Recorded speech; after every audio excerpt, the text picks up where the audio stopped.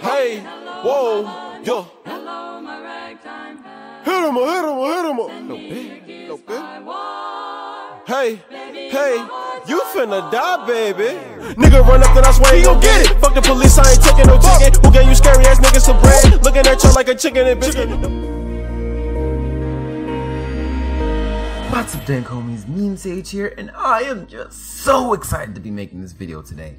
You don't understand, I get to be making the ultimate guide on my favorite Warframe, and the Warframe I currently only play. All I play is Khora now.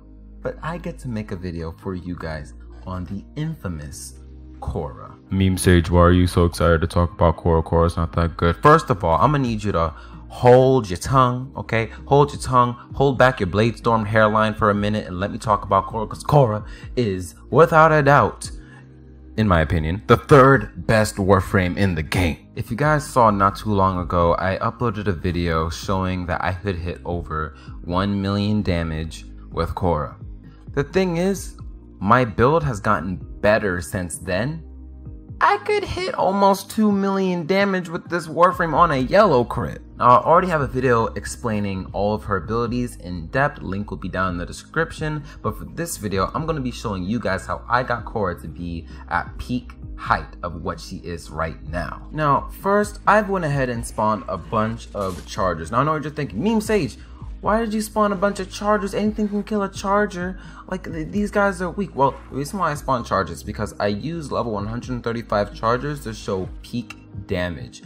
Now, because these guys don't have very many resistances, it's really easy to show you guys how much damage I can really do. So, first now, one thing you need to know is that Khora's Whip Claw scales off of the combo counter. Now, if I was to go ahead and just hit these guys without having any combo on my combo counter at all, then you'll see about that much damage. 147,000 damage. That's not a lot of damage. That's not a lot of damage at all. Let's build up the combo to about 2 times.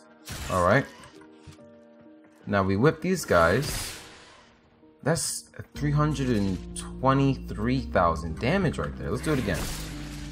Oh, that's 527,000 damage. Look at that. And that's without growing power right there. Just gonna hit these guys right here. Now we got growing power.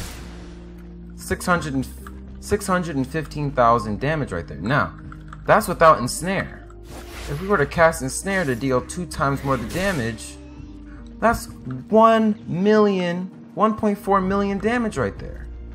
1.4 million. Oh, Meme Sage, what does the Riven look like? You must have this magical Riven that has like so many impossible things on it that we can't even get. Well, you might laugh a little bit when you see this, but look at this. This is my Riven. I have plus critical damage, plus toxin, and negative damage to infested. That's negative 30% damage to infested. That means we were only dealing 70% of the damage we can actually deal. Now, before we continue any further, let me go ahead and show you my build for Khora. Right away, we're going to start off with the 2 top mods we have right here. We have Growing Power and we have Rush. I could possibly get away with putting on a Power Drift, but I don't want to do that because Khora is pretty dang fast. In my opinion, or from what I've seen, she is the 2nd fastest stream in the game, which Octavia beats her in speed because of her self buff of running speed. But Khora is pretty dang fast because her speed scales with her power strength. Then we also have Growing Power, which I will show you that we have the Sweeper Prime equipped so we can consistently proc Growing Power over and over and over again, so that we will basically have that 25% extra ability strength all the time. Then we have Fleeting Expertise and we have Streamline. These are important to make up for the efficiency lost with Blind Rage. Blind Rage is going to give you a whole bunch of ability strength as well as aggro secrets, as well as Umbral Intensify. I didn't max out my Umbral Intensify or my Umbral Vitality because it's really hard to fit these mods on all my Warframes. So I left this one at rank 9 and this one at rank 8. Because at rank 8, if you're using this with Umbral Intensify or with Umbral Fiber, it's already going to be beating normal vitality. So there's no point in going much farther past this unless you really want to. If you really need to go past this, then most likely you would die anyway, so yeah, I just go with this. Then we have ability range here. We need that little bit of ability range for ensnare, because just that little bit of ability range right there is going to allow you to pull in so many enemies and deal so much more damage, because the more enemies you have pulled in with your ensnare, the more damage you're going to be dealing, which I will talk about more in later on in the video. And here goes a little expensive bit that I have on my Khora for this build. And don't worry, I have another build for those of you who don't have all the platinum in the world to be able to get this. But we have 2 Arcane Furies. A lot of people will argue and say, Meme Sage, I don't think Arcane Fury stacks. It does. I tested it. It really does stack.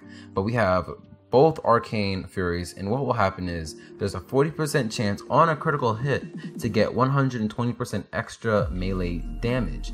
This also applies to the whip itself. So if you stack both these together, it doesn't become an 80% chance, but it becomes a 40% chance and another 40% chance. So you have a 40% chance of proccing this, another 40% chance of proccing this, so there's a chance you'll proc both of them at the same time. Both of them will be giving 120% melee damage. So you end up with a total of 240% melee damage added with individual procs. Now, something that is very important for you to have with Khora is the melee weapon. Now, this is the best melee weapon you can have for Khora. The #1 best. Don't let anybody else tell you otherwise, because this is, like I said, the #1 best. Now, Meme Sage, why is this the #1 best melee weapon for Khora? I'm glad you asked. Well, first, the Mire. The Mire has a passive where every single strike you make with this weapon will have an extra 15% toxin damage applied. That passive gets moved over to Khora's whip as well. You're adding toxin damage to the whip ability, which also increases the amount of damage you do when you proc gas. Another huge reason why this weapon is the best weapon for Khora is because look at that Riven Disposition. Riven mods move over to Khora's whip, and as you've seen earlier in the video, this is my Riven for this weapon, which has toxin and critical damage, and the whip has a lot of critical damage on it. So having this Riven with critical damage on it is god tier, as well as having the toxin damage, which adds to the which adds to the gas damage that you do when you proc gas. This Riven is god tier. And the third reason why this weapon is so good for Khora, because you can use this mod, Toxic Blight. What this is a syndicate mod that normally only works on whatever weapon that the syndicate mod is for. So this mod is for the Mire, but that also gets carried over to the whip. Now, this isn't my only build for the Ligma Prime or the Mire. I also have a Corrosive Build. You want to use this build when you're strictly going against Grineer enemies. It's really not that worth using against any other faction because it does do a lot of damage and most likely will kill them, but you'll do a lot more damage with the gas damage build. If the rest of your team have corrosive projection and if you're setting up a team for Khora, then just go with gas. But if you're going into a mission by yourself, like you're going into a, let's say, a Kuva mission, then you'll want to bring this corrosive build right here. So here's the nutty thing about the corrosive build. You're not going to one-shot an Arid Heavy Gunner at level 135 in the Simulacrum with this weapon unless you hit a critical. So to maximize the amount of criticals you hit, I suggest you bring in a Darza Kavat, because every 20 seconds you will get 10 seconds of 100% critical chance and beyond. So that's 10 seconds at 100% critical and then 10 seconds of about 50% critical. So it goes back and forth, which is still pretty consistent.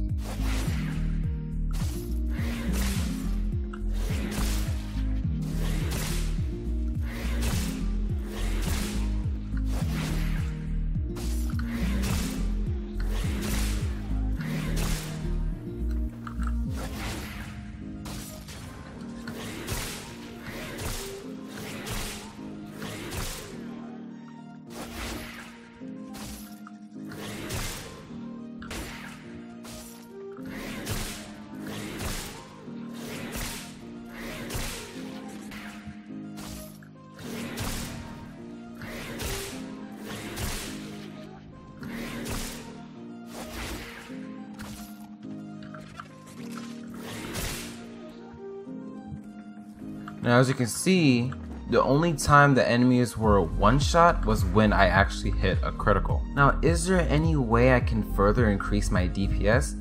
Well yes, in fact there is.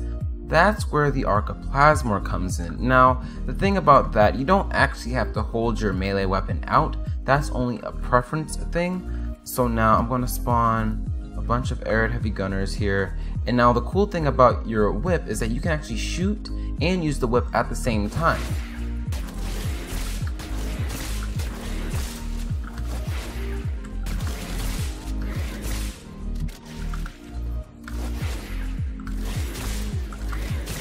What else that is, of course, you're reloading.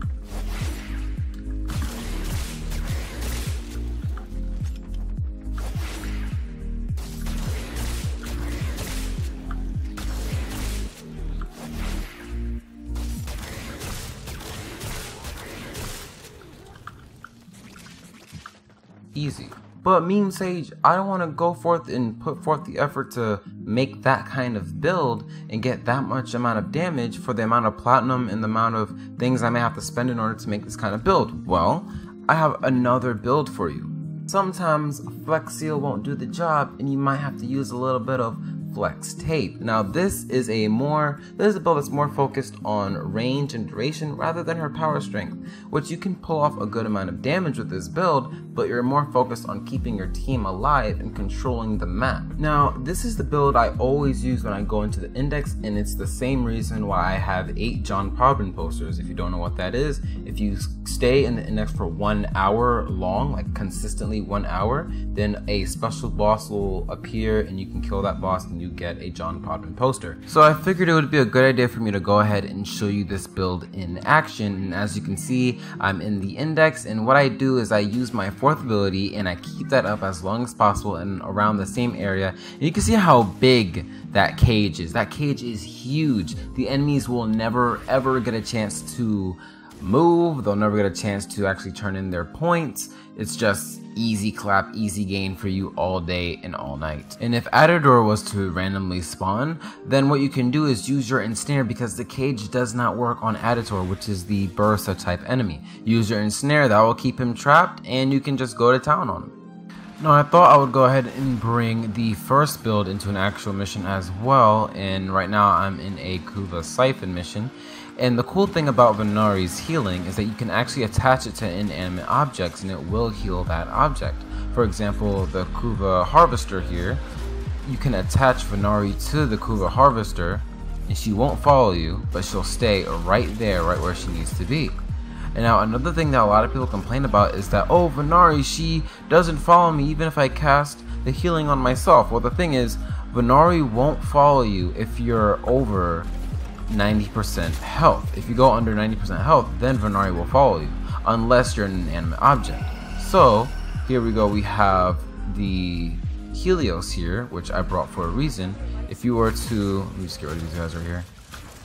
If you were to slide and cast the healing up on the Helios, now the Kavat's going to follow the Helios.